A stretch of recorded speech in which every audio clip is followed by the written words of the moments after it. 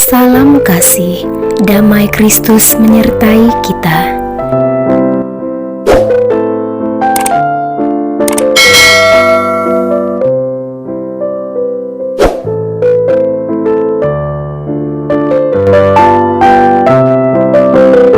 Berhati-hatilah untuk melaksanakan satu perayaan Ekaristi, sebab terdapat satu tubuh Tuhan kita, Yesus Kristus, dan satu piala darahnya yang membuat kita satu, dan satu altar, sama seperti terdapat satu uskup bersama dengan para imam dan diakon, sesama pelayan seperti saya. Oleh Santo Ignatius dari Antioquia. Aku disalibkan bersama Kristus, namun aku hidup, tetapi bukan lagi aku sendiri, melainkan Kristuslah yang hidup di dalam diriku. Aku hidup di dalam kepercayaan akan Putra Allah yang mengasihi aku dan menyerahkan dirinya bagiku. Marilah kita berdoa. Allah Bapa yang kekal dan kuasa, Engkau meluhurkan tubuh Kristus, yaitu umat-Mu, berkat kesaksian jaya para martir yang kudus. Pada hari ini kami kenangkan Santo Ignatius yang mencapai keluhuran abadi karena penderitaannya. Kami mohon, bantulah kiranya kami juga dan lindungilah kami senantiasa dengan pengantaraan Yesus Kristus Putra-Mu Tuhan kami, yang bersama Dikau dalam persatuan Roh Kudus, hidup dan berkuasa Allah sepanjang segala masa. Amin. Bapak, Ibu, serta saudara-saudariku yang terkasih, hari ini kita mengenang Santo Ignatius dari Antioquia, uskup dan martir. Ignatius adalah murid Santo Yohanes, rasul dan penulis Injil. Bagi Yohanes, Ignatius adalah murid yang mengesankan. Ia pandai, saleh dan bijaksana. Oleh karena itu, ia kemudian diangkat menjadi uskup Antioquia. Pada masa itu, umat Kristen dikejar-kejar dan dianiaya oleh kaki tangan Kaisar Trajanus. Ignatius sendiri tidak luput dari pengejaran dan penganiayaan itu. Biasanya kepada mereka ditawarkan hanya dua kemungkinan, murtad atau mati. Kalau mereka murtad dan menyangkal iman mereka, mereka akan selamat. Kalau tidak, nyawa mereka akan melayang oleh pedang atau dibunuh dengan cara-cara lain. Bersama Ignatius, banyak orang Kristen yang ditangkap dihadapkan kepada Kaisar yang datang ke kota itu. Kaisar bertanya kepada Ignatius, "Siapakah engkau, hai orang jahat yang tidak menaati titahku?" Dengan tenang Ignatius menjawab, "Janganlah menyebut jahat orang yang membawa Tuhan dalam dirinya. Akulah Ignatius, pemimpin orang-orang yang sekarang berdiri di hadapanmu. Kami semua pengikut Kristus yang telah disalib bagi keselamatan umat manusia. Kristus itulah Tuhan kami, dan Ia tetap tinggal dalam hati kami dan menyertai kami." Jawaban tegas Ignatius itu menimbulkan amarah Kaisar. Ia segera dibelenggu dan disiksa. Namun sebagaimana Kristus, Ignatius pun menanggung semua penderitaan itu dengan tabah seraya bersyukur kepada Tuhan karena boleh mengambil bagian dalam penderitaan Kristus. Dari Antioquia, Ignatius dibawa ke Roma untuk dicampakkan ke dalam kandang singa-singa lapar. Dan di atas kapal yang ditumpanginya, ia tetap berdoa untuk umatnya dan menulis beberapa pucuk surat kepada Santo Polikarpus dan seluruh umat. Setiba di Roma, sambil diapit ketat oleh para prajurit kafir yang kejam, ia digiring masuk ke gelanggang binatang buas. Di sana tubuhnya yang suci diterkam dan dicabik-cabik singa-singa lapar. Darahnya yang suci membasahi tanah gelanggang itu yang telah menampung ribuan liter darah para martir yang mati demi kesetiaan mereka kepada Kristus. Ignatius menerima mahkota kemuliaannya pada tahun 107. Demikianlah riwayat orang kudus Santo Ignatius dari Antioquia. Semoga Tuhan memberkati. Amin. Bacaan pertama. Kristus diberikan sebagai kepala atas jemaat, dan jemaat itulah tubuh Kristus. Pembacaan dari surat Rasul Paulus kepada jemaat di Efesus. Saudara-saudara, aku telah mendengar tentang imanmu dalam Tuhan Yesus dan tentang kasihmu terhadap semua orang kudus. Maka aku pun tidak berhenti mengucap syukur kepada kalian, dan dalam doaku kalian selalu kukenangkan.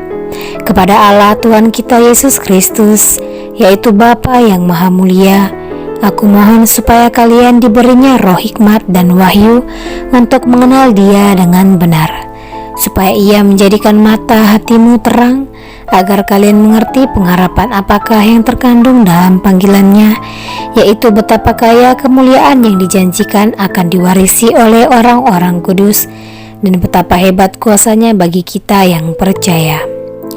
Kekuatan itu sesuai dengan daya kuasa Allah yang berkarya dalam Kristus, yakni kuasa yang membangkitkan Kristus dari antara orang mati, serta menempatkan Dia di sisi kanan Allah Bapa di surga. Di situ Kristus jauh lebih tinggi dari segala pemerintah dan penguasa, kekuasaan dan kerajaan, serta tiap-tiap nama yang dapat disebut, bukan saja di dunia ini, melainkan juga di dunia yang akan datang. Segala sesuatu telah diletakkannya di bawah kaki Kristus, dan Dia telah diberikan Allah kepada jemaat sebagai kepala dari segala yang ada. Jemaat itulah tubuhnya, yakni kepenuhan dirinya, yang memenuhi semua dan segala sesuatu. Demikianlah sabda Tuhan. Syukur kepada Allah. Bacaan Injil. Roh Kudus akan mengajarkan kepadamu apa yang harus kalian katakan. Inilah Injil Yesus Kristus menurut Lukas. Sekali peristiwa, Yesus bersabda kepada murid-muridnya, "Barang siapa mengakui aku di depan manusia, akan diakui pula oleh Anak Manusia di depan para malaikat Allah. Tetapi barang siapa menyangkal aku di depan manusia, ia akan disangkal pula di depan para malaikat Allah. Setiap orang yang mengatakan sesuatu melawan Anak Manusia, ia akan diampuni. Tetapi barang siapa menghujat Roh Kudus, tidak akan diampuni. Apabila kalian dihadapkan kepada majelis atau pemerintah atau penguasa, janganlah kalian khawatir bagaimana dan apa yang harus kalian katakan untuk membela dirimu. Sebab pada saat itu juga Roh Kudus akan mengajarkan kepadamu apa yang harus kamu katakan." Demikianlah Injil Tuhan. Terpujilah Kristus. Bapak, Ibu, serta saudara-saudariku yang terkasih, renungan pada hari ini tentang hanya karena kasih Tuhan. Dalam Lukas 12 ayat 11-12 dikatakan, "Janganlah kamu khawatir bagaimana dan apa yang harus kamu katakan untuk membela dirimu, sebab pada saat itu juga Roh Kudus akan mengajar kamu apa yang harus kamu katakan."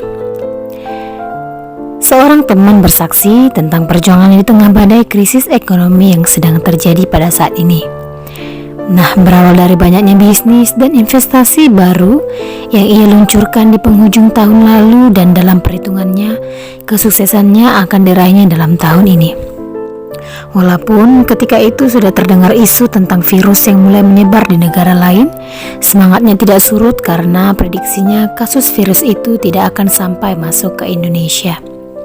Namun yang terjadi justru di luar dugaannya. Pandemi ini melanda seluruh belahan dunia sehingga mengubah tatanan dunia dan menyebabkan perekonomian global menjadi minus. Teman saya ini pun tidak terkecuali. Semua bisnis dan investasinya tidak menghasilkan apa-apa selama beberapa waktu ini. Sementara banyak kewajiban yang harus tetap ia bayar. Di tengah galaunya karena tak ada jalan keluar, Tuhan seolah memberikan jalan lain melalui seseorang yang tidak dikenalnya. Orang tersebut secara tidak sengaja datang ke tokonya karena mencari barang untuk dijual online.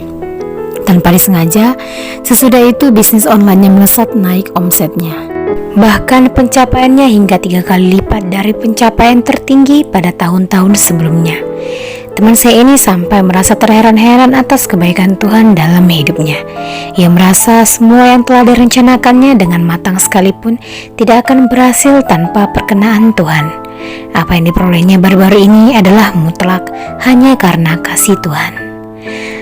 Apakah saya menyadari semua berkat hanya karena kasih Tuhan? Semoga Tuhan memberkati kita melalui renungan ini. Amin. Marilah kita berdoa. Yesus, Engkau bersabda, yang berbahagia ialah mereka yang mendengarkan sabda Allah dan memeliharanya. Karena itu kami mohon, tambahkanlah semangatku untuk bertekun dalam mendengarkan dan memelihara sabdamu, agar aku menjadi orang yang berbahagia dalam mengikuti Engkau, Sang Sabda yang telah menjadi manusia yang hidup dan berkuasa kini dan sepanjang masa.